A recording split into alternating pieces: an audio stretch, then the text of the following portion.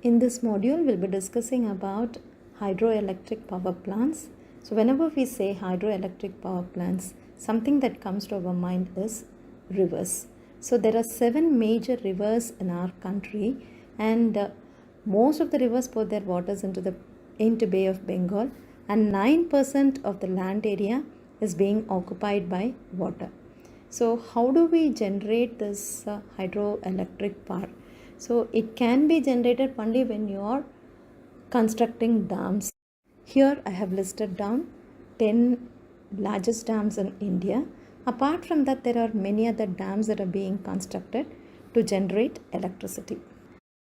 Before understanding of how electricity is being generated, there are certain interesting facts that we can know from dams.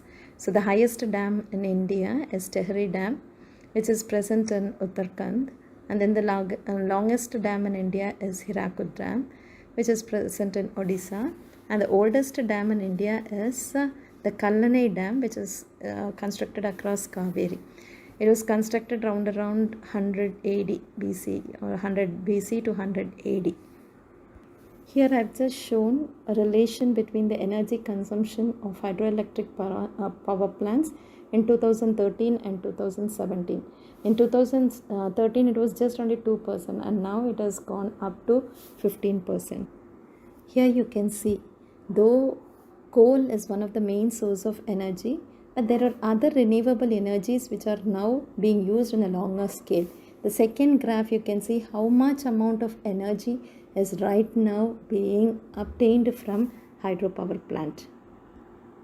Now, what is the purpose of using a hydropower plant? So one of the main reasons is it's a renewable source, and then it is eco-friendly and it is economical. So these are the 3 main reasons of why we have to use a hydropower plant. But there are certain disadvantages of using a hydropower plant. So whenever or wherever you construct a dam, there are only limited places where you can construct a dam. And then when you are constructing a dam, large areas of agricultural land and human habitations are being submerged. So because of that, the greenhouse gas, that is methane, is being released.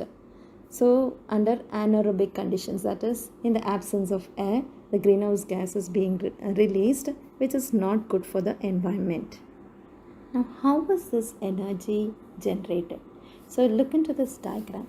So you have water to be collected in the reservoir. You have a gate which is being opened. When the gate is open, the water flows in through that small pipe. So when it is flowing, as it reaches the generator, it rotates the axle. So when the turbine is being rotated, it rotates the axle, and thereby energy is being generated. You have learnt about the generation of electricity with the help of electric generator in the lesson Magnetic Effects of Electric Current. The same principle is applied over here. The same appliance is over here. So with the help of the electric generator which is present there, the electricity is being generated. And the current that is being generated over here is AC. Now this side you can see the conversion. So the water that is being collected in the reservoir is in the form of potential energy. As it is flowing, it gets converted into kinetic energy. And then the blades are being rotated. That is, the turbine is being rotated, and that is mechanical energy. This mechanical energy is getting converted into electrical energy. Thank you.